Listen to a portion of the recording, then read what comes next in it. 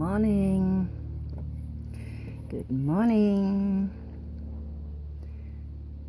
Simba, the dishwasher. Goodness me. I never knew cats like Ruebenkraut. I just had semolina with some red sugar beet on top. And Simba can't get enough.